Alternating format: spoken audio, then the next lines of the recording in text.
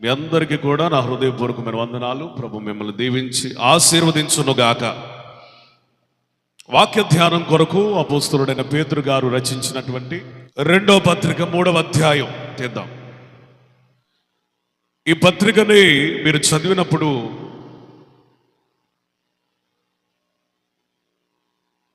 దైవజనుడైన అపోస్తలుడైన పేతురు గారు సంఘాన్ని రాకడ కొరకు సిద్ధపరుస్తున్నట్లుగా మనకు కనబడుతుంది. మరి ముఖ్యంగా ఈ యొక్క 3వ అధ్యాయాన్ని చదివినప్పుడు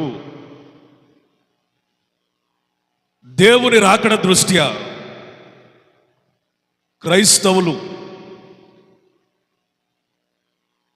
3 వర్గాలుగా, 3 రకాలుగా, 3 విధాలుగా కనబడుతున్నారు. మొదటి రకం ఎక్కడ కనపడతారంటే 3వ అధ్యాయం 4వ వచనంలో కనపడతారు. అక్కడ వ్రాయబడిన మాట ఏంటంటే, ఆయన రాకడను గురించిన వాగ్దానం ఏమైంది అని ప్రశ్నించే గుంపు. ఒక గుంపు ఎవరయ్యా అంటే, ఆయన రాకడను గురించిన వాగ్దానం ఏమైంది అంటే, ఆయన రాకడుంటే ఎప్పుడో రావాలి కదా. చాలా మంది ఈ రకంగానే అనుకుంటారు. ఏ రకంగా అంటే, అందులో క్రైస్తవులు కూడా ఉండడం విచారకరం, దేవుని బిడ్డలు ఉండడం కూడా విచారకరం, రక్షించబడిన వాళ్ళు కూడా ఉండడం విచారకరం. ఏంటా విచారం అంటే, అసలు యేసు ప్రభువు తిరిగి మళ్ళీ వస్తాడంటావా? వస్తే అసలు ఇంతకాలం ఏంటి? నా చిన్నప్పటి నుంచి ఇదే ప్రసంగాలు నేను వింటున్నాను. ఆయన త్వరగా వస్తాడని ఎన్నో వందల మంది దైవజనులు బోధిస్తుండగా నేను విన్నాను. ఇప్పటికి రాడే, ఇక రాడేమో, ఇక రాడులే, రాడు అని నిర్ధారించుకున్న గుంపు. వీళ్ళెందుకు దేవుడు రాడు, ప్రభు రాడు, 2వ రాకడ లేదు, ఇదంతా బోటకం, అబద్ధం, దైవజనులు చెప్పేటువంటి ఒక భయం మాత్రమే, ఇది నిజం కాదు. ఒకవేళ నిజమైతే మా పితరులు నిద్రించినది మొదలుకొని ప్రకృతి సృష్టి ఎలా ఉందో అలాగే ఉంది కదా అని గతములో ఉన్న ప్రజలు అనుకున్నట్లుగా అనుకుంటున్నారట. భూమిలో మార్పు లేదు, సూర్య చంద్ర నక్షత్రాదులలో మార్పు లేదు, సృష్టిలో మార్పు లేదు, అన్నీ జరిగిపోతున్నాయి, ఏది ఆగిపోవటం లేదు, ఏమీ మార్పు కలగటం లేదు. అంటే ఆయన రాకడ లేనట్టే కదా అని అనుకుంటున్నారు. దేవుని రాకడ లేదు అని చెప్తున్నటువంటి ఈ గుంపుకి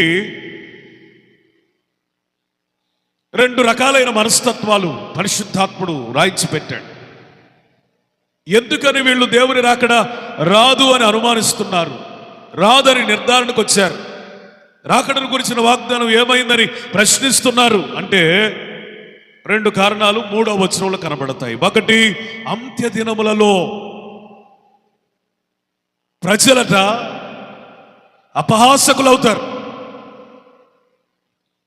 దేవుని రాకడను ప్రశ్నించే ఎవడైనా, దేవుని రాకడ లేదని నిర్ధారించుకున్న ఎవడైనా, రాదు అని చెప్పే ఎవడైనా అపహాసకుడు అని గుర్తుపెట్టుకోండి. వాడు అపహాసకుడు.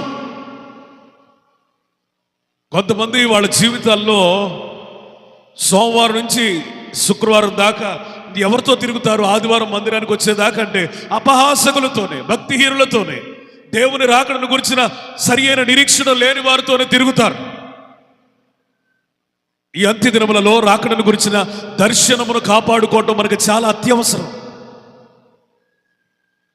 ఈ అంత్య దినములలో ఆయన వస్తాడన్న విశ్వాసాన్ని కోల్పోకుండా నిరంతరం కాపాడుకోవడం చాలా అవసరం. నువ్వు నిజంగా దేవుని రాకడను గురించిన శుభప్రదమైన నిరీక్షణ కలిగి ఉండాలి అంటే ఈ అపహాసకులకు వేరై జీవించాలి. మొట్టమొదటి కీర్తనలో ఈ విధంగా ఉంది, దుష్టుల ఆలోచన చొప్పున నడువక, పాపుల మార్గమున నిలువక, అపహాసకులు కూర్చుండే చోట కూర్చుండక, యెహోవా ధర్మశాస్త్రం నందు ఆనందించుచు దివారాత్రము దానిని ధ్యానించువాడు ఎవరు ధన్యుడు? ఎంత దినములలో అంటే అపహాసకులకు వేరై ఆయన వాక్యమును ధ్యానించేవాడు ధన్యుడు. ఉదయం లేచిన దగ్గర నుంచి సాయంత్రం పడుకునేదాకా అసలు రాకడను గురించిన నిరీక్షణ లేని వాడితో తిరిగితే నీకేముంటుంది సిద్ధపాటు? నా ప్రియమైన సహోదరి సహోదరులారా, అందరినీ ప్రేమించండి, అందరితో కూడా సమాధానంగా ఉండండి శక్యమైతే. కానీ మీ సహవాసాలు మాత్రం కొందరికి మాత్రమే పరిమితం అవ్వాలని పరిశుద్ధాత్మ ప్రేరణతో అనేక మంది బైబిల్లో రాశారు. ఈరోజు దైవజనుడిగా నేను కూడా మీకు చెప్తున్నాను, ఈ అపహాసకులతో స్నేహం చేసే వాళ్ళకి రాకడను గురించిన నిరీక్షణ ఉండదు. నేటి దినాల్లో మనం చూస్తే సమాజములో యేసు ప్రభునే వెక్కిరిస్తూ, దైవజనులనే దూషిస్తూ, దేవుని బిడ్డలని అపహాస్యం చేసే వాళ్ళు వందలాదిగా కనబడుతున్నారు. ఫేస్బుక్ ఓపెన్ చేస్తే కొంతమంది క్రైస్తవుల్ని అపహాస్యం చేయడానికే వారి అకౌంట్స్ క్రియేట్ చేసుకున్నట్లుగా, వారి పేజీలను క్రియేట్ చేసుకున్నట్లుగా కనబడుతుంది. వీళ్ళ పరిచర్య లేదా వీళ్ళ పని, వీళ్ళ ప్రక్రియ, వీళ్ళ ఉద్యోగం ఏది అంటే దేవునిని ఆరాధించుచున్న ఆరాధకులను అపహాస్యం చేయటం, నిర్దోషంగా సేవ చేస్తున్న దైవజనులను దుయ్యబట్టడం, నిజదేవుడైన యేసయ్యని అపహాస్యం చేయటమే వీళ్ళ పని. ఈ ప్రక్రియ ఎక్కడి దాకా వచ్చిందంటే సమాజం దాటి, సామాజిక మాధ్యమాలు దాటి, టీవీ షోలు దాటి, సినిమాల్లోకి వచ్చి అక్కడి నుంచి అంతర్జాతీయ వేదికల మీద సైతం, అనగా మొన్న ఈ మధ్య ప్యారిస్లో ఒలింపిక్స్ జరిగినప్పుడు అక్కడ లాస్ట్ సప్పర్ సీన్ని కొంతమంది గేస్ అపహాస్యం చేశారు. They mocked Jesus Christ. కొంతమంది గనపరిచారు, అది వేరే విషయం. అయితే యేసయ్యని అపహాస్యం చేయడానికి అంతర్జాతీయ వేదికల్లో సైతం వదిలిపెట్టుకోకుండా రకరకాల ప్రయత్నాలు చేస్తున్నారు. దేవుని రాకడ లేదు అని ఎవడు అనుకుంటాడు? దేవుని రాకడను గురించిన నిరీక్షణ ఎవరు కోల్పోతాడు అంటే, ఒకటి అపహాసకుడు, రెండు దేవుని రాకడ లేదు అని నిర్ధారించుకున్నవాడు ఎవడు అంటే, అదే 3వ వచనంలో కనబడుతుంది, స్వకీయమైన దురాశలు కలిగిన వాడు. స్వకీయమైన దురాశలు అనే పదానికి అర్థం ఏంటంటే మానుకోలేని పాపం. స్వకీయమైన దురాశలు అనే దానికి అర్థం ఏంటంటే తన స్వాస్థ్యముగా భావించే పాపం. స్వకీయమైన దురాశలు అనేది దానికి అర్థం ఏంటంటే వాడు పుట్టుక దగ్గర నుంచి అదే పాపంలో కంటిన్యూ అవుతున్నాడు. మారాలనుకుంటాడు, మార్పు చెందాలనుకుంటాడు, కన్నీరు విడుస్తాడు, ఇది మొదలుకొని పరిశుద్ధంగా బ్రతకాలని అనుకుంటాడు, తిరిగి మళ్ళీ ఉదయం నుంచి అదే పాపం. వీటిని స్వకీయమైన దురాశలు అంటారు. మానుకోలేనివి, విడిచిపెట్టలేనివి, విడిచిపెట్టడం వాళ్ళ వల్ల కానివి, వీటిని స్వకీయమైన దురాశలు అంటారు. అది వ్యభిచారం కావచ్చు, అక్రమ సంబంధాలు కావచ్చు, దొంగతనాలు కావచ్చు, అక్రమ సంపాద్యం కావచ్చు, ఇరుగు పొరుగు వారి గురించి చెడ్డ ప్రచారాలు చేయటం కావచ్చు, అసూయ కావచ్చు, ఏదైనా కావచ్చు. ఆ స్వకీయమైన దురాశలు వీళ్ళు విడిచిపెట్టుకోలేక అసలు దేవుని రాకడే లేదు అనే నిర్ధారణకు వచ్చారు. పాలు తాగే పిల్లి కళ్ళు మూసుకొని ఏమనుకుంటుందో తెలుసా? నేను పాలు తాగటం ఎవడు చూడలేదు అని అనుకుంటుంది. ఆ పిల్లి కళ్ళు మూసుకున్నంత మాత్రాన పాలు తాగిన విషయం ఎవడు చూడనట్టు కాదు. అట్లాగే స్వకీయమైన దురాశలతో చెలరేగుతున్న వారు దేవుని రాకడ రాదు, అది లేదు అని చెప్పినంత మాత్రాన వాడు పరిశుద్ధుడు కాలేడు. ఈరోజు నేను అంటాను, మీలో కూడా అనేకులలో దేవుని రాకడను గురించిన ఒక స్థిరమైన నిర్ణయం, ఎదురు చూపు, ఆ ప్రత్యక్షత, ఆ సిద్ధపాటు లేని కారణం ఏంటయ్యా అంటే స్వకీయమైన దురాశలు.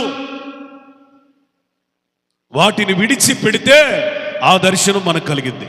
స్తోత్రం, ప్రైజ్ ది లార్డ్. ఈ పాపాన్ని వద్దనుకుంటే ఆ దర్శనమే మిగిలేది.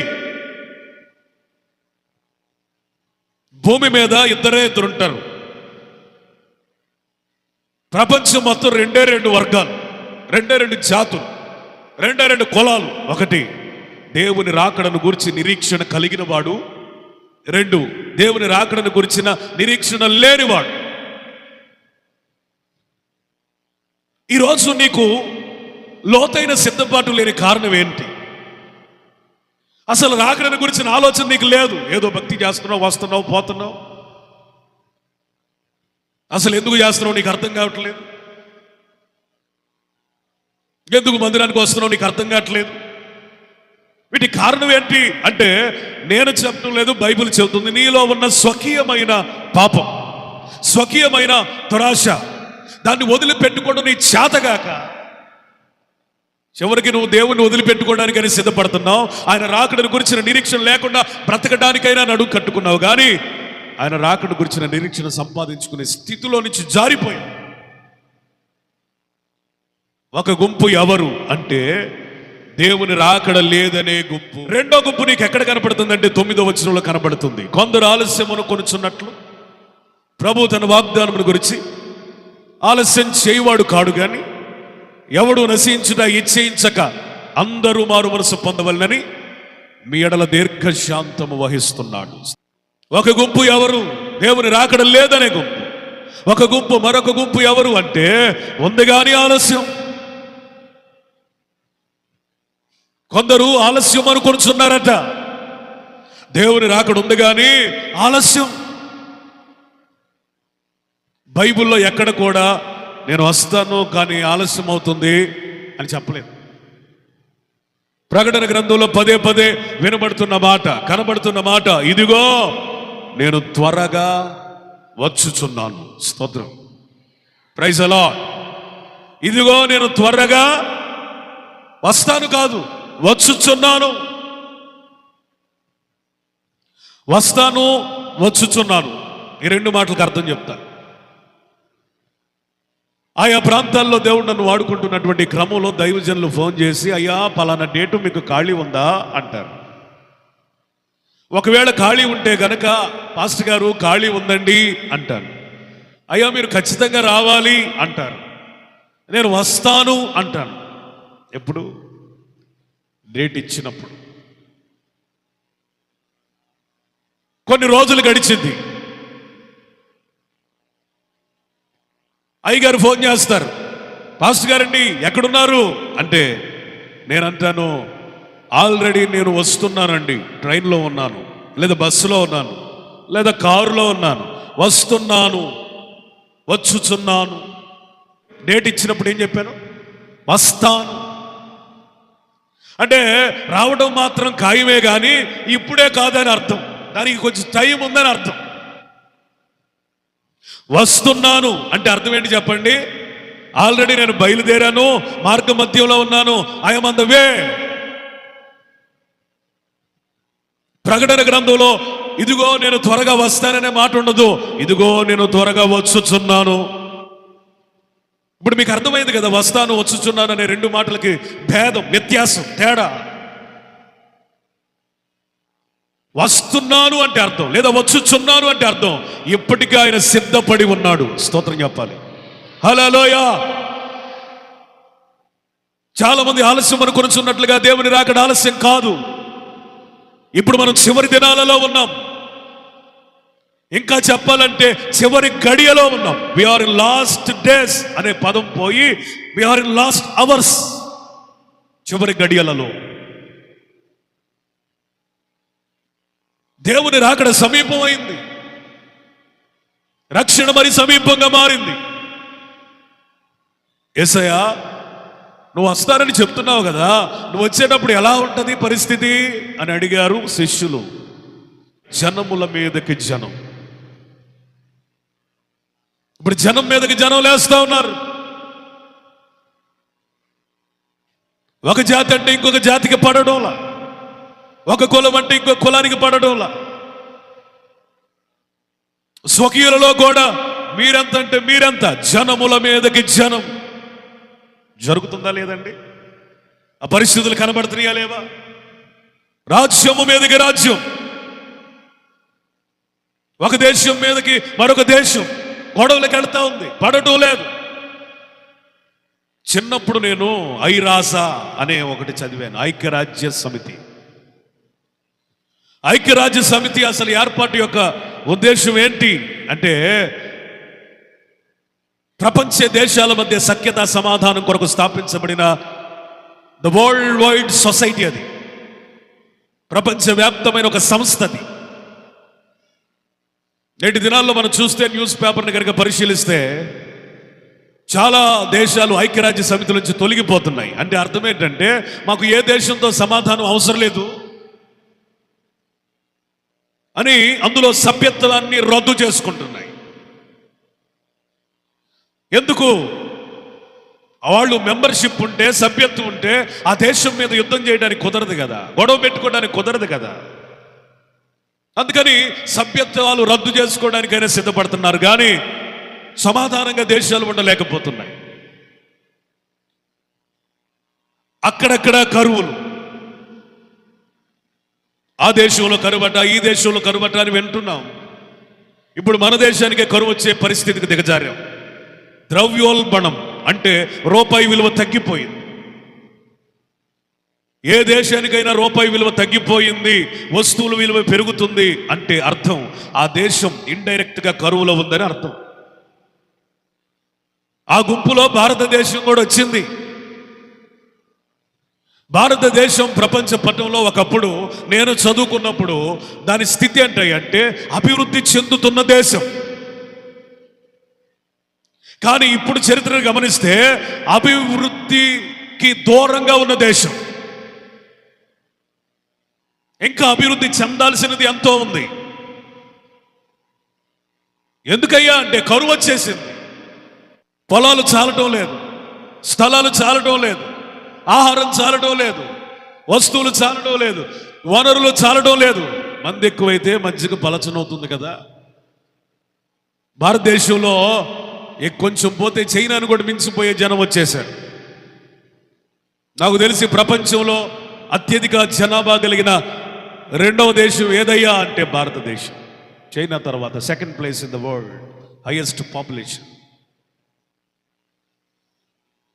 మరి జనం ఎక్కువయ్యారు, ధనం తక్కువైపోయింది, కరువు వచ్చేసింది. అక్కడక్కడ భూకంపాలు ఏమో కానీ మొన్న ఈ మధ్య గుంటూరులో కూడా వచ్చింది. అది ఎక్కడో రావడం కాదు, మనకే వచ్చేస్తాం. ఆకాశంలో భయోత్పాతములు, భయంకరమైన వాటన్నిటినీ మనం చూస్తూ ఉన్నాం. ఇవన్నీ దేనికి గుర్తు? యేసు ప్రభు రావడానికి ముందు జరిగే గుర్తులు ఇవన్నీ జరుగుతున్నాయి అంటే ఆయన తలుపునద్దే ఉన్నాడు అని అర్థం. చాలా దగ్గరగా ఉన్నాడని అర్థం, చాలా సమీపముగా ఉన్నాడని అర్థం. అంటే ఈ మాటలన్నీ మీకు ఎందుకు చెప్తున్నానంటే, కొంతమంది అనుకున్నట్లుగా దేవుని రాకడ ఆలస్యము కాదు, ఆయన ఆన్ ది వే, ఖచ్చితంగా త్వరగా రాబోతున్నాడు. స్తోత్రం చెప్పండి. Praise the Lord. నేను విజయవాడలో ప్రయాణం చేసేటప్పుడు నా ముందు ఒక ఆటో ఉంది. ఆ ఆటో వెనక ఇట్లా రాయబడింది. ఏమని రాశారంటే, కొంచెం లేట్ అయిద్దేమో కానీ రావడం మాత్రం పక్కా. నేను అనుకున్నాను, ఆటో ఓడికి ఎంత ధైర్యం ఉంటే మన యేసయ్యకి ఎంత ధైర్యం ఉండాలి. కొంచెం లేట్ అని నువ్వు అనుకుంటున్నావు కానీ ఖచ్చితంగా ఆయన వస్తాడు, రావటం మాత్రం పక్కాగా వస్తాడు. స్తోత్రం చెప్పాలి గట్టిగా. హల్లెలూయా. ఆయన వస్తానని చెప్పాడంటే ఖచ్చితంగా వస్తాడంతే. అనుకోనని గడియలో ఎట్లా వస్తాడు? నువ్వు అనుకున్న టైంలో రాడు. దొంగవలే గర్భిణీ స్త్రీకి ప్రసవ వేదన వచ్చినట్లుగా అకస్మాత్తుగా, ఇదిగో లోకం నెమ్మదిగా ఉంది అనుకున్న టైంలో, అంటే నీకు అర్థం కాదు. ఎవరికి అర్థమైందంటే రాకడ గురించి నిరీక్షించే వాడికే ఈ గుర్తులన్నీ తెలుస్తాయి. స్తోత్రం చెప్పండి గట్టిగా చెప్పు. హల్లెలూయా. మూడో గుంపు ఎవరు అంటే 12వ వచనంలో కనబడుతుంది. 3వ లైన్లో దేవుని రాకడ దినము కొరకు ఎదురు చూస్తున్నాం. దేవుని రాకడ కొరకు శుభప్రదమైన నిరీక్షణ కలిగి ఎదురు చూస్తున్నవారు. నా మనవరాలు పెళ్ళైతే చాలయ్యా, నేను చచ్చిపోతా. చచ్చిపోయి అడగబోతావు? చచ్చిపోయి అడగబోతావు అంటే రెండే రెండు దారులు, ఒకటి పరలోకం, రెండు నరకం. అక్కడ అగ్ని ఆరదు, పురుగు చావదు. అర్థమైందా? ఇప్పుడు నీకు కావాల్సింది పెళ్లి, పిల్లలు, ఉద్యోగాలు కాదు. మొదట ఆయన నీతి, ఆయన రాజ్యాన్ని వెతకాలి. స్తోత్రం చెప్పండి. ఆయన నీతిని వెతకడం అంటే అసలు ఆయన సంపూర్ణమైన నీతి భూమి మీద లేదు, అక్కడ ఉంది. చప్పట్లు కొట్టండి గట్టిగా, గట్టిగా స్తోత్రం చెప్పాలి. Hallelujah. The complete righteousness of God in the heaven అక్కడ ఉంది. మనం ఇప్పుడు కొంచెం మన స్థాయిని పెంచుకొని అక్కడ వెతకాలి. స్తోత్రం. దాని కొరకు వెతకాలి. హల్లెలూయా. ఈరోజు నా అంశం ఏంటంటే దేవుని రాకడ కొరకు ఎదురు చూసే గుంపులోనికి మనం రావాలి. స్తోత్రం. అట్టి విధంగా సిద్ధపరచబడాలి. హల్లెలూయా. ఆయన రాకడ కొరకు సిద్ధపడాలి అంటే ఆయన ఎలా వస్తున్నాడు, మనం ఎలా సిద్ధపడాలి? ఒక 3 మాటలు, టైం ఉంటే 4 మాటలు. ప్రకటన గ్రంథం 1:7 మొదటి పాయింట్. ఇదిగో ఆయన మేఘారూఢుడై వచ్చుచున్నాడు. అబ్రహాం గారు ఎట్లా వస్తున్నాడు? మెర్సీ గారు, మేఘారూఢుడై, మేఘములను ధరించిన వాడై, మేఘములను వాహనముగా చేసుకుని వాడై, మేఘవాహనుడై. మేఘారూఢుడై అంటే మనకి కనపడే మేఘాలు కాదండి. యేసయ్య మేఘారూఢుడిగా త్వరగా వస్తున్నాడు. మనము కూడా మేఘాల మీద వెళ్ళాలి. మేఘం దేనికి సాదృశ్యం ఈ కాంటెక్స్ట్ లో అంటే మహిమకు సాదృశ్యం. స్తోత్రం చెప్పండి. యేసు ప్రభు మొదటి రాకడలో మహిమను విడిచి వచ్చాడు. మహిమ లేకుండా వచ్చాడు. రిక్తునిగా వచ్చాడు. దైవత్వాన్ని విడిచి వచ్చాడు. తండ్రితో ఉండుట గొప్ప భాగ్యమని ఎంచుకొనకుండా వచ్చాడు. పాప శరీరాకాన్ని ధరించుకొని వచ్చాడు. మన వంటి దేహమును దాల్చి వచ్చాడు. ఆకాశ మహాకాశాలు పట్టజాలని దేవుడు ఒక తల్లి గర్భములో చొచ్చుకొని బయటికి వచ్చాడు. మహిమ లేకుండా వచ్చాడు.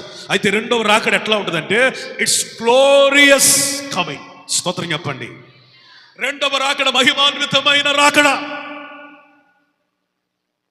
మహిమ లేకుండా రావటం లేదు ఆయన. మొదటి రాకడలో ఆయన పరుండడానికి ఒక ఇల్లు కూడా దొరకలేదు. పశువులు దాణా తినేటువంటి ఒక తొట్టెలో పరుండ పెట్టారు. మొదటి రాకడ ఒక దయనీయమైనది. రెండవ రాకడ అట్లాంటిది కాదు. ఆర్భాటముతోనూ ప్రధాన దూత శబ్దముతోనూ దేవుని బోరతోనూ ఆయన రాబోతున్నాడు. నా ప్రియమైన సహోదరి సహోదరులారా, ఇప్పుడు మనం కూడా ఎలా వెళ్ళడానికి సిద్ధపడాలంటే నీ మహిమ కావాలయ్యా. స్తోత్రం. ఆయన మహిమతో వస్తున్నప్పుడు మనం కూడా ఎట్లా వెళ్ళాలి? మహిమతోనే. ఇప్పుడు పెళ్లి కొడుకు మంచి సూటు బూటు కోటు, దాని మీద సెంటు, అంగరంగ వైభవంగా తయారయ్యి వచ్చాడు. పెళ్లి కూతురు పాత నైటి మీద చీవుడు చీదుకుంటూ వచ్చింది అనమాట. ఎట్లుంటుంది అది ఆ సీను? చెప్పరేంటండి, బాగుంటుందా? ఇప్పుడు యేసు ప్రభు సర్వాంగ సుందరంగా తయారయ్యాడు. మహామహిమతో సిద్ధపడ్డాడు. ఇప్పుడు మనకు కూడా ఏం కావాలి? ఆయనకు తగినంత మహిమను సంపాదించుకోవాలి. స్తోత్రం చెప్పండి. ఆయనకు తగినంత మహిమ లేకుండా వెళ్ళకూడదు. మహిమను ధరించిన వారమై ఆ పరిశుద్ధుల గుంపులో చేర్చబడాలి. అందుకని అపోస్తలుడైన పౌలు అంటున్నాడు, మనం అంధకార సంబంధమైన అధికారం నుంచి విడుదల అయ్యి తేజోవాసుల స్వాస్థ్యమునకు చేర్చబడ్డాం. స్తోత్రం చెప్పండి. దీని విషయమై తండ్రికి కృతజ్ఞతాస్తుతులు చెల్లించాలని మీ విషయమై నేను ప్రార్థన చేస్తా ఉన్నాను. ఆమేన్. మనం ఇప్పటికే ఏ ప్రార్థన చేయాలి?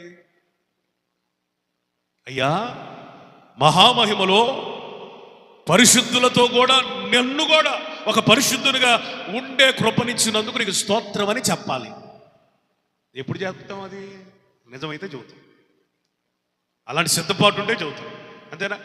నిజంగా నువ్వు పరిశుద్ధులతో ఒక పరిశుద్ధుడు అవుతావని, ఒక పరిశుద్ధురాలుగా మార్చబడతావని, పరిశుద్ధులకు ఇవ్వబడిన ఆ స్వాస్థ్యము కూడా నీకుందని, నీకు సంపూర్ణమైనటువంటి నిరీక్షణ ఉన్నప్పుడు, దానికి తగిన సిద్ధపాటు ఉన్నప్పుడు ఈ ప్రార్థన ఆటోమేటిక్గా వస్తుంది. స్తోత్రం చెప్పండి. ప్రార్థన చేయొచ్చు నోటితో, కానీ సిద్ధపాటు కలిగి ప్రార్థన చేస్తుంది. నిజమైన ప్రార్థన. సంఘము ఆ స్థాయిలోనికి రావాలని అపోస్తులుడైన పౌలు గారు సంఘము నిమిత్తం ప్రార్థన చేస్తా ఉన్నాడు. స్తోత్రం చెప్పండి గట్టిగా, స్తోత్రం చెప్పండి గట్టిగా. నా ప్రార్థన కూడా ఏంటయ్యా అంటే, అయ్యా నీ కొరకు నిలబడే ఒక గుంపు లేవాలి. స్తోత్రం. ప్రత్యేకించబడిన ఒక గుంపు కావాలి. హల్లెలూయా. ప్రతి మనుషుడు సంపూర్ణవ్వాలి. మహామహిమతో ఆయన రాబోతున్నాడు. మనం కూడా ఎట్లా వెళ్ళాలా చూడండి. ఆయన నట ప్రతి నేత్రము చూసిద్దట. ఏం చూసిద్దంట? ఈ మతం ఆ మతం, ఈ కులం ఆ కులం, ఈ దేశం ఆ దేశం కాదు. ప్రతి వారు చూస్తారు. కళ్ళు ఉన్న ప్రతి ఒక్కడు చూస్తాడు. కళ్ళు లేనోడు కూడా పూట కళ్ళు తెచ్చుకొని చూస్తాడు. దేవునికి అసాధ్యమైందే ఉంది. ఆయనను సిలువ వేసిన వారు, హింస పెట్టిన వారు, సిలువ వేయండి కేకలు వేసిన వారు, వీళ్ళంతా పొడిచిన వారు, వాళ్ళు కూడా చూస్తారు. చూసి ఏమంటారంటే అయ్యో అని రొమ్ములు కొట్టుకుంటారట. ఇప్పుడు నా ప్రశ్న, చూసే గుంపులో ఉంటావా, చేరే గుంపులో ఉంటావా? అందరూ చూస్తారు. ఏసైనే వ్యభిచారి చూస్తాడు, దొంగ చూస్తాడు, ద్రోహి చూస్తాడు, తాగినోడు చూస్తాడు, అందరూ చూస్తారు. కానీ చూసే గుంపులో మనం ఉండకూడదు. మనం ఎవరివి? పెళ్లి చేసే పెళ్లి పెద్దలం కాదు, పెళ్లి పనులు చేసే పెళ్లి పరిచారకులము కాదు, పెళ్లిలో వాటిని వీటిని అందించే పెళ్లి పనివారము కాదు, లేకపోతే పెళ్లి కుమారుడు ప్రక్కన ఉన్న స్నేహితులము కూడా కాదు. అసలు మనం ఎవరమంటే ఆ పెండ్లి కుమారుడును స్వంతం చేసుకునే పెండ్లి కుమార్తె. స్తోత్రం చెప్పట్ల మీరు? హల్లెలూయా, హల్లెలూయా. పెళ్లి చేస్తారు అందరూ, పెళ్లి చూస్తారు అందరూ. అసలు మనం ఏ గుంపులో ఉండాలి? అసలు పెండ్లి కుమార్తెగా ఉండే గుంపులో ఉండాలి. స్తోత్రం చెప్పండి. హల్లెలూయా, హల్లెలూయా. దేవుని చిత్తమైతే ఇదే వచనాన్ని తీసుకొని ఆయన వంటి మహిమ మనం పొందాలంటే ఏం చేయాలి? వధువుగా మనం మారాలంటే మనలో ఏ లక్షణాలు ఉండాలంటే సపరేట్గా ఒక మెసేజ్ చెప్తా. అయితే ఈ పూటకి మనం ముందుకు వెళ్ళిపోదాం. ప్రకటన గ్రంథం 1వ అధ్యాయం 18వ వచనం. నేను మొదటి వాడను, కడపటి వాడను, జీవించువాడను, మృతుడనైతిని గాని ఇదిగో యుగ యుగములు సజీవుడనై ఉన్నాను, మరియు మరణము యొక్క పాతాళ లోకము యొక్క తాళపు చెవులు దేవునికి స్తోత్రం చెప్పండి. మొట్టమొదటి పాయింట్, యేసయ్య ఎలా రాబోతున్నాడు అనగా, మేఘం అనగా మహిమ. మనం కూడా ఎట్లా వెళ్ళాలా? రెండో పాయింట్, ఆయన ఎట్లా రాబోతున్నాడు అంటే మొదటి మాట కనబడతా ఉంది. మొదటి వాడు ఆయన, కడపటి వాడు మృతుడయ్యాడు. కానీ ఈ మాట అండర్లైన్ చేసుకోండి. యుగ యుగముల సజీవునిగా రాబోతున్నాడు. స్తోత్రం చెప్పండి. ఎట్లా రాబోతున్నాడు ఆయన? యుగ యుగముల సజీవునిగా. మన దేవుడు అల్ఫా ఒమేగా, మొదటి వాడు, కడపటి వాడు, ఆద్యంత రహితుడు. ఆయన మధ్యలో వచ్చిన వాడు కాదు. అనేక మతాలు అనుకున్నట్లుగా 2000 సంవత్సరాల క్రితం పుట్టిన ఎడారి మతం కాదు ఇది. ఆయన ఉన్నవాడు, అనువాడు. స్తోత్రం చెప్పండి. ఎప్పుడున్నావయ్యా అంటే దానికి టైం లేదు. ఒకవేళ చెప్పినా నీకు అర్థం కాదు. సమయానికి కొలతలు లేవు. ఆయనకి మితి లేని దేవుడు ఆయన. స్తోత్రం చెప్పండి. హల్లెలూయా. దేవుని పుట్టినరోజు చెప్పగలిగిన వాడెవడు? చెబుతారు ఎవరన్నా? యేసు ప్రభు క్రిస్మస్ డిసెంబర్ 25 అని చేసుకుంటాం, కానీ అసలు ఆయన పుట్టింది కరెక్ట్గా 25 కాదా? ఇన్ని సందేహాలు కలిగేటట్టుగా దేవుడు ఎందుకని తన కుమారుడైన యేసుక్రీస్తు యొక్క జన్మదినాన్ని మరుగు చేశాడంటే, ఆయన దేవుడై ఉన్నాడు కాబట్టి తండ్రికి ఏ విధముగా మితి లేదో తన కుమారుడైన యేసయ్యకు కూడా ఆది లేదని నిరూపించడానికి. This is revolution. స్తోత్రం చెప్పండి. హల్లెలూయా. అనవసరంగా చరిత్రలు ఎత్తికి ఆయన 25 పుట్టాడని బల్ల గుద్ది చెప్పాల్సిన అవసరం లేదు. ఆయన మరుగు చేశాడు. దాన్ని మరుగై ఉండనిద్దాం. ఏదో ఒక రోజు చేసుకుంటాగా, మానిద్దాం. ఎందుకు మరుగు చేశాడు అనేదే ఇక్కడ మ్యాటర్. తండ్రికి ఆది లేదు, కుమారుడికి కూడా ఆది లేదు. స్తోత్రం చెప్పండి. Praise the Lord. దాన్ని నిరూపించడానికే దానిని రద్దు చేశాడు. అర్థమైందా? ఆయన ఎట్లా రాబోతున్నాడంటే యుగ యుగముల సజీవం.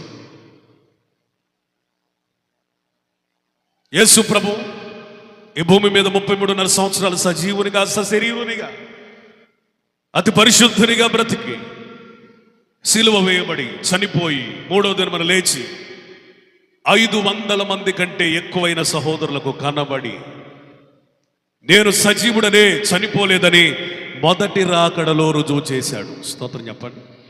Praise the Lord. తన ఏర్పాటులో ఉన్న వాళ్ళు అవిశ్వాసం చెందిన అలాంటి తోమాలో కూడా మరొక మారు దర్శనమిచ్చి తన గాయములలో వేలు పెట్టే అవకాశాన్ని ఇచ్చి రుజువు చేసుకున్నాడు. అవిశ్వాసులు కూడా రుజువు చేసుకున్నాడు.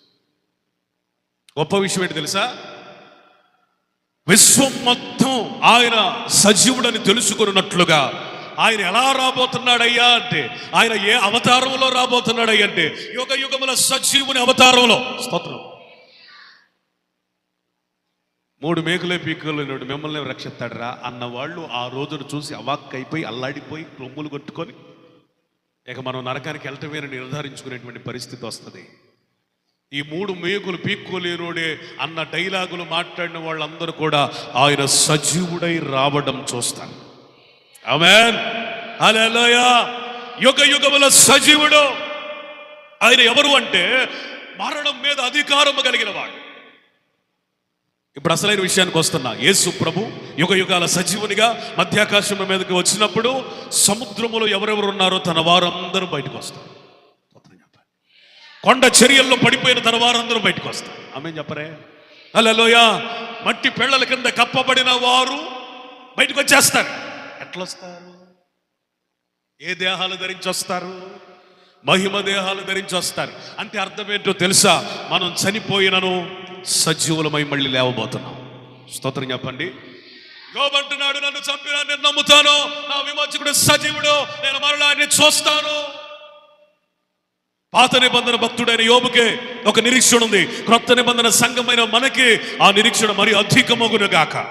ఎందుకంటే ఆయన త్వరగా రాబోతున్నాడు కాబట్టి.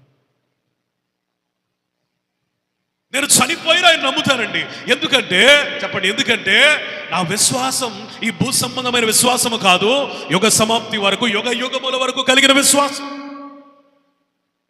అందుకని అపోస్తలుడైన పౌలు 1 కొరింథీ పత్రిక 15వ అధ్యాయంలో వ్రాసిన మాట ఏంటంటే, మీ నిరీక్షణ భూ సంబంధమైనదైతే, క్రీస్తునందు మీ నిరీక్షణ భూ సంబంధమైనదైతే చెప్పండి, ఈ లోకంలో ఉన్న అందరికంటే మనం ఏమవుతామట? దౌర్భాగ్యులం. యేసు ప్రభు నమ్ముకున్నారంటే ఆయనంటే నాకు ఇష్టం అండి, ఆయన దేవుడు అంటే, నాకు అద్భుతాలు చేశాడండి, ఆశ్చర్యక్రియలు చేశాడండి, మేలు చేశాడండి, ఇల్లు కట్టించాడండి, పెళ్లి చేశాడండి, పిల్లల్ని ఇచ్చాడండి, అందుకే నేను ఆయన నమ్ముతున్నానండి. ఇది కాదు సాక్ష్యం. సాక్ష్యమే అయితే నీ సాక్ష్యం, నీ నిరీక్షణ పెరగాలి. అదేంటో తెలుసా? యేసు ప్రభువుని నేను నమ్మింది ఈ భూ సంబంధమైన ఆశీర్వాదాల కొరకు మాత్రమే కాదు, లేదా ఈ భూ సంబంధమైన నిరీక్షణ కలిగి మాత్రము కాదు. అసలు నా నిరీక్షణ ఏంటంటే, అసలైన నిరీక్షణ ఏంటంటే, నేను చనిపోయిన తర్వాత ఆ నిరీక్షణ మొదలైంది. స్తోత్రం చెప్పండి. హల్లెలూయా. స్తోత్రం చెప్పండి. అవర్ రియల్ హోప్ అక్కడ ఉంది. ఆమేన్. Praise the lord.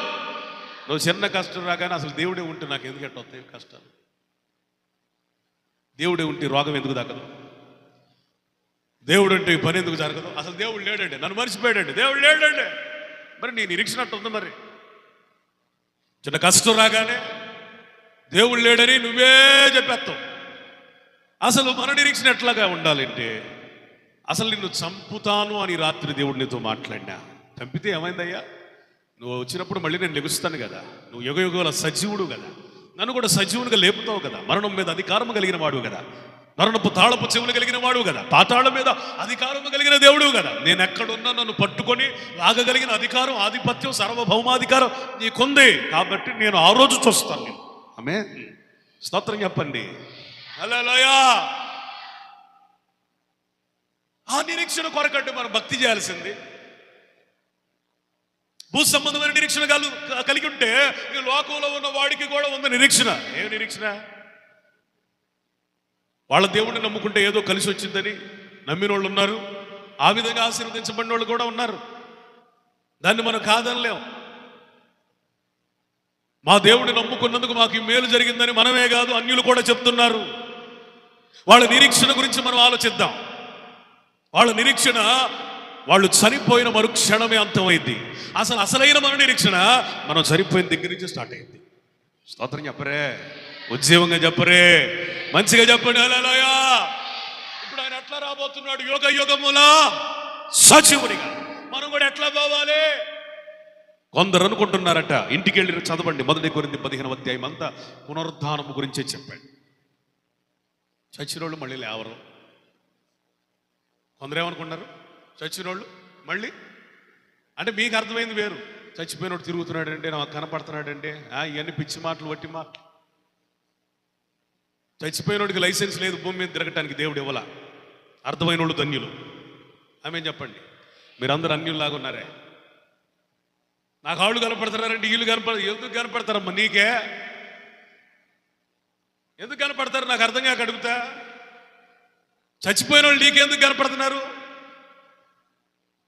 ఒక ప్రశ్న. చచ్చిపోయినోడు ఎందుకు కనపడతాడా? చచ్చిపోయినోడికి దేహం ఉంటుందా? చెప్పాలి. నా ప్రశ్నకి చెప్పాలి మీరు సమాధానం. శంకర్, చచ్చిపోయినోడికి దేహం ఉంటుందా? మనం దేహం కలిగిన చూస్తామా, దేహం లేనోడిని చూస్తామా? దేహం కలిగిన ఉండే కదా. మరి చనిపోయినోడికి శరీరం లేదు కదా, నీ కళ్ళకి ఎట్ట కనపడ్డాడు? చెప్పరేంటంటే, అంటే ఆత్మలను చూసే దృశ్యం ఉందంటే నువ్వు కూడా ఆత్మై ఉండాలి. మరి నువ్వు కూడా దెయ్యంలో ఒక దెయ్యమై ఉండాలి. మరి ఇవన్నీ పిచ్చి మాటలు, అపోహలు. చచ్చినోడు ఎవడికి కనపడడు. భ్రమపరుచు ఆత్మ భూమి మీద తిరుగుతుంది. ఏ ఆత్మ? భ్రమపరిచే ఆత్మ తిరిగిద్ది. నీ కళ్ళకి భ్రమపరిచే ఆత్మ పట్టినప్పుడు తెల్ల చీర కట్టేసిన అన్నట్టుగానే ఉంటుంది. అమ్మో తెల్ల చీర కనపడుతుంది, భూతమండి అంటారు. మొన్న మధ్య ఒక జోగు చదివా. భూతాలు అంత తెల్ల బట్టలు వేసుకుంటాయి, వాళ్ళు వాడే సరుపు ఏంటో. ఇప్పుడు ఆయనకి సరుపు గురించి కావాలి, అసలు భూతాలు ఎందుకు కనపడదన్న ప్రశ్న కాదు. వినండి, చచ్చిపోయినోడు భూమి మీదకి రాడు. ఒకడిట్టాగే కోరిక కోరాడు. ఏమని? నాకు సత్యం తెలిసి కూడా తెలిసి నేను ఇక వేదనకరమైన స్థలానికి వచ్చాను. భూమి మీద నాకు సహోదరులు ఉన్నారు, నన్ను పంపించండి. నన్ను పంపిస్తే చచ్చిపోయినోడు బతికొచ్చాడని నన్ను నమ్ముతారంటే, అబ్రహాం గారు చెప్పారు, చచ్చిపోయినోడు మళ్ళీ భూమి మీదకి వెళ్తాను కుదరదయ్యా. ఒకవేళ నువ్వు వెళ్ళిన వాళ్ళు నమ్మరు. భూమి మీద మోషేయు ప్రవక్తలు ఉన్నారు, వాళ్ళ మాట విని బాగుపడితే నమ్మితే ఇక్కడికి వస్తారు, ఎక్కడికి? పరలోకానికి, పరదైస్కి వస్తారు. వాళ్ళ మాటలు కూడా నమ్మకపోతే నీ మాట కూడా వినే ఛాన్స్ లేదు, నువ్వు ఎక్కడికి పోయేది కూర్చో అన్నాడు. అంటే చచ్చినోడు వస్తాడా? రాడు. అందుకని అనవసరంగా ఎవరైనా చచ్చిపోతే వాళ్ళు కనపడుతున్నారని వాళ్ళ ఇంటికి వెళ్ళి గొడవలు పెట్టుకోవాక. మా ఊర్లో ఒక ఆయన అత్తయ్య గొడవ వేసుకున్నాడు. ఉదయాన్నే రే సంటిగా, మీ అమ్మ కనపడుతుందా రోజు మా ఇంటి దగ్గర? రావద్దని చెప్పా. ఈడెంత పరిహిమాలుడై ఉంటాడు, ఎంత బుద్ధిహీనుడై ఉంటాడు. సరే, వాళ్ళకంటే వాక్యం తెలియదు, నీకు తెలీదా? వింటున్నావుగా, మైండ్ ఉందా? చచ్చిపోయినాడు ఎంత ఉంటాడండి.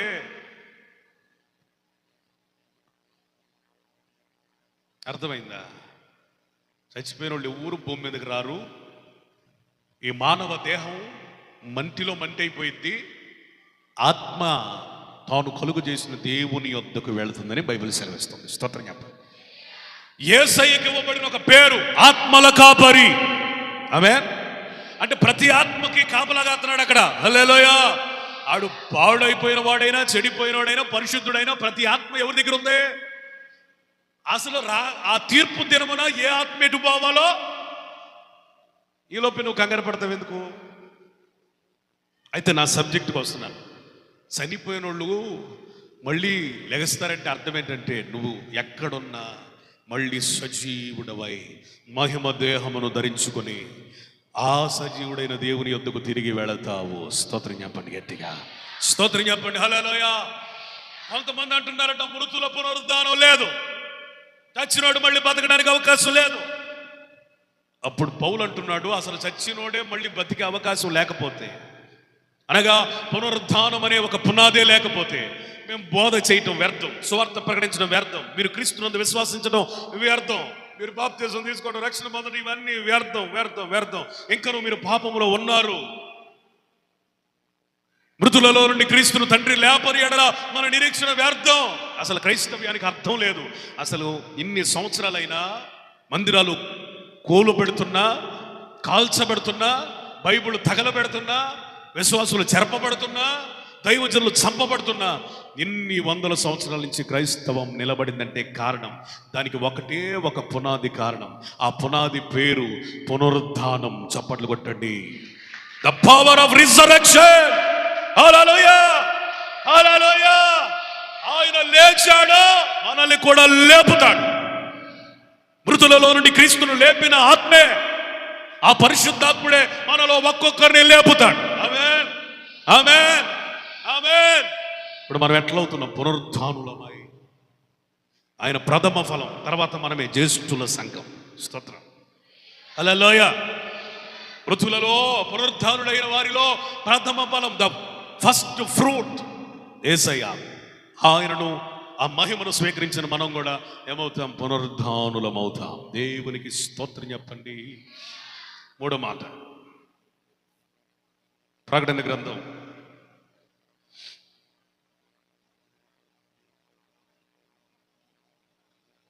16:16.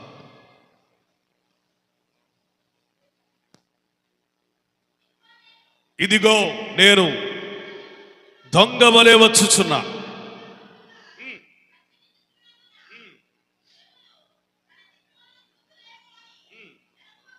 ఉండి ధన్యుడు. యేసు ఎట్లా రాబోతున్నాడు? ఎట్లా?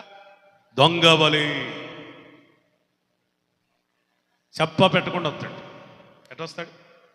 చెప్ప పెట్టకుండా వస్తాడు. ఎవరికి ఆయన వస్తాడనే సంగతి కూడా, ఈ టైంలో వస్తాడని కూడా నేను అప్పుడప్పుడు ఆలోచిస్తా. ఇన్ని చెప్పిన ఆయన నేను ఎప్పుడు వస్తానని చెబితే బాగుండుగా. అసలు ఈ బాధ అంతా మనకెందుకు? ఇన్ని చెప్పిన ఆయన ఫలానా సంవత్సరం, ఫలానా నెల, ఫలానా తారీఖు వస్తారని చెబితే బాగుండుగా. దానికి కొన్ని రీజన్స్ దొరికినాయి. నా ప్రశ్నకి ఆన్సర్ దొరికింది ఏంటంటే, ఫలానా సంవత్సరం అనేది మన దేశంలో ఉన్నట్టుగా వేరే దేశంలో అదే సంవత్సరం లేదు. కొన్ని దేశాల్లో మనకున్న సంవత్సరం ఫాలో అవట్లా, వాళ్ళు వేరే సంవత్సరం ఫాలో అవుతున్నారు. మనం ఒక నెల అయితే యూదులకి వేరే నెల, మనకు ఒక రోజు అయితే కొంతమందికి ఇన్ని రోజులు లేవు, నెలకి ఎక్కువ ఉన్నాయి. సంవత్సరానికి మనకి 365 రోజులుంటే కొంతమందికి ఇంకా ఎక్కువ ఉన్నాయి కొన్ని దేశస్తులకి. మరి ఏ రోజు అని చెప్పాలా? ఇంకో సిల్లి థాట్ కూడా వచ్చింది. అదేంటంటే, యేసు ప్రభు కనుక 2030 సంవత్సరం డిసెంబర్ 31 వస్తానంటే 30 దాకా మన ఇష్టం. ఎప్పుడు దాకా? 30 దాకా తాగినోడు తాగుతూనే ఉంటాడు, తిరిగినోడు తిరుగుతూనే ఉంటాడు. ఇంకొక 5 నిమిషాలు అనగా వచ్చి, అయ్యా నేను పాపిని, నన్ను క్షమించు, ఈ రాజ్యంలోనికి నన్ను చేర్చుకునే వాళ్ళు ఎంతమంది ఉంటారు ఈ బ్యాచ్?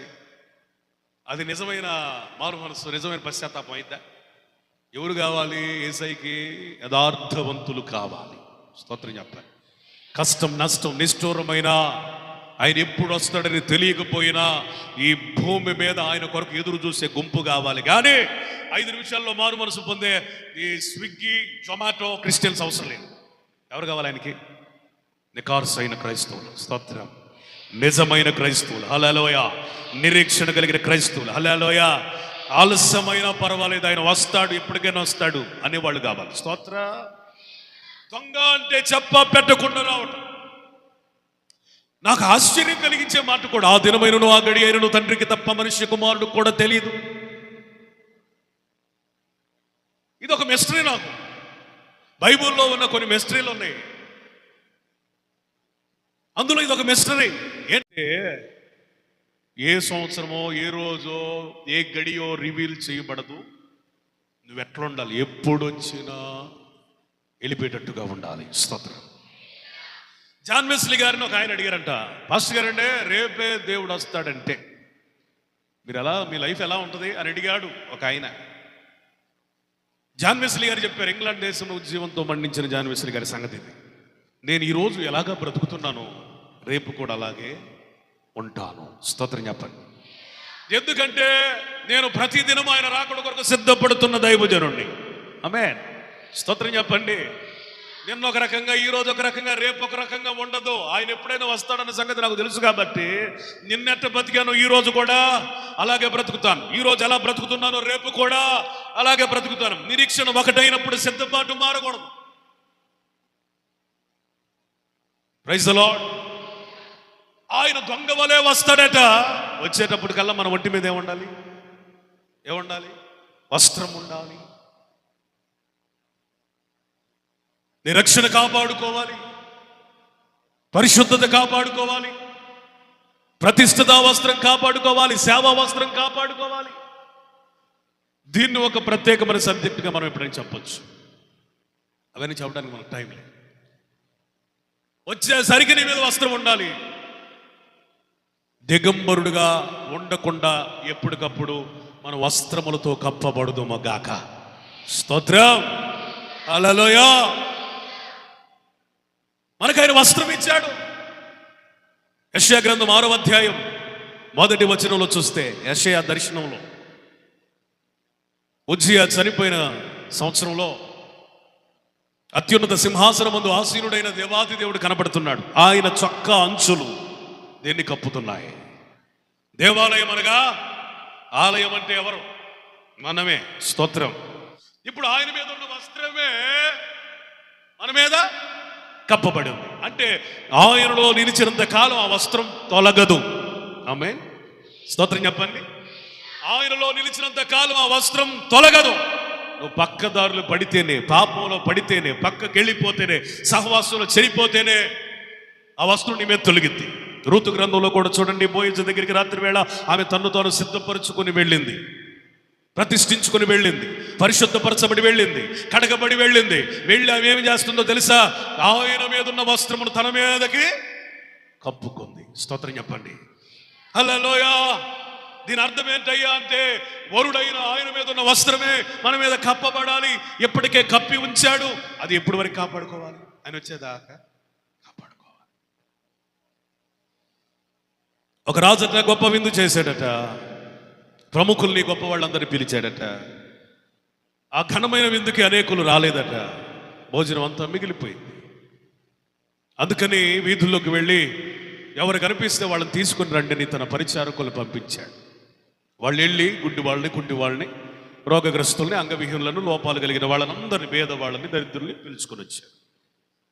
ఆ పెండ్లి మండపంలోనికి, ఆ భోజనశాలలోనికి ఒక్కొక్కరు వస్తుండగా అందరికీ ఒక వస్త్రం ఇవ్వబడింది. దాని పేరు పెండ్లి వస్త్రం. స్తోత్రం. హల్లెలూయా. అందరూ ఇప్పుడు పెళ్లి వస్త్రాలు వేసుకొని కూర్చున్నారు భోజనానికి. ఈ పెండ్లి వస్త్రానికి ఉన్న మహిమ ఎంత గొప్పదంటే, ఆడు కడుపేదైనా అది వేసుకోగానే ధనవంతుల్లాగా కనబడతాడు. ఆమేన్. పరమ రోగిష్టైనా అది వేసుకోగానే ఆరోగ్యవంతుడిగా కనబడతాడు. స్తోత్రం చెప్పాలి గట్టిగా. కాలు ఇరిగిపోయిన కుంటోడైనా అది వేసుకోగానే చక్కగా నడుస్తున్నాడు. హల్లెలూయా.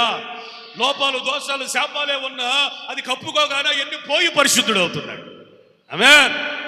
ఒకడు మాత్రం కడుపాత్ర పొడి ఏం చేసాడంటే, తినటానికి వస్త్రానికి సంబంధం ఏంటని వస్త్రం పక్కన పెట్టేసి తింటున్నాడు. ఈలోపు వచ్చాడు ఆయన. రాజుగారు, స్నేహితుడా, పెండ్లి వస్త్రం ఏది అన్నాడు. పెళ్లి వస్త్రమా? పెళ్లి వస్త్రం ఏంటంటే తినడానికి పెళ్లి వస్త్రం. పోరా నువ్వు అర్జెంటుగా అన్నాడు. నీ లోపములను కప్పగలిగేది, నీ దోషములను కప్పగలిగేది, అపవిత్రుడైన నిన్ను పరిశుద్ధపరచగలిగేది, ఆయన వంటి రూపము నీకు ఇచ్చేది పెండ్లి వస్త్రం. అదే రక్షణ వస్త్రం. స్తోత్రం చెప్పండి గట్టిగా. హల్లెలూయా. హల్లెలూయా. అర్థమైందా? అందుకని మనకి ఇప్పుడేం కావాలి? కడ వరకు రక్షణను కాపాడుకోవాలి. ఆమేన్. శపించబడిన యేసేపు వస్త్రమును వేసుకున్న యాకోబే దీవించబడ్డాడే. అసలు ఏ శాపము లేని, ఏ పాపము లేని పరిశుద్ధుడైన ఆయన వస్త్రం మనం వేసుకుంటే ఇంకెంత దీవెన. అడిగి మీ మనోనేత్రములు వెలిగించబడును గాక. స్తోత్రం చెప్పండి. దేవునికి స్తోత్రం చెప్పండి. హల్లెలూయా. గట్టిగా స్తోత్రం చెప్పండి. హల్లెలూయా. పాపాత్ముడైన యేసేపు వస్త్రము ధరించుకోగానే ఆ వాసన, ఆ సువాసన ఆగ్రాణించిన తండ్రి అంటున్నాడు, ఇతను గొంతు తేడాగా ఉంది, చర్మాన్ని తడిమి చూసినప్పుడు నునుపుగా ఉన్నాడు, యాకోబులాగే ఉన్నాడు, కానీ వస్త్రం మాత్రం ఎవరిది? యాకోబుని యేసేపుని ఇస్సాకు నిర్ధారించుకోవడానికి, కన్ఫర్మ్ అవడానికి కారణం గొంతు కాదు, తేడాగా ఉంది. చర్మం కాదు, తేడాగా ఉంది. ఇంత తొందరగా వచ్చావు, డౌట్గా ఉంది. కానీ నిన్ను నమ్మడానికి ఒకటి గుర్తు, నీ మీద కప్పబడిన వస్త్రం. స్తోత్రం, హల్లెలూయా. కప్పబడిన వస్త్రం. మోసగాడైన యాకోబు తండ్రి చేత ఆశీర్వదించబడేటట్టుగా చేసింది, సమస్త ఆశీర్వాదాలకు పాత్రునిగా చేసింది. నా వస్త్రము కోల్పోయిన ఆ ఏశావు శపితమైన వాడయ్యాడు. ఇప్పుడు మన రెవల్యూషన్ ఏంటంటే, శపించబడిన వాడి వస్త్రం తగిలించుకుంటే అంత విలువ వస్తే, అసలు ఆయన వస్త్రం వేసుకుంటే మనకే అంత విలువ అండి. స్తోత్రం చెప్పండి. హల్లెలూయా. కాపాడుకుందాం, ఆయన వచ్చేంత వరకు కాపాడుకుందాం. దేవుడు నిశ్చయంగా వస్త్రం నీ మీద నిలబెట్టును గాక. ప్రార్థన.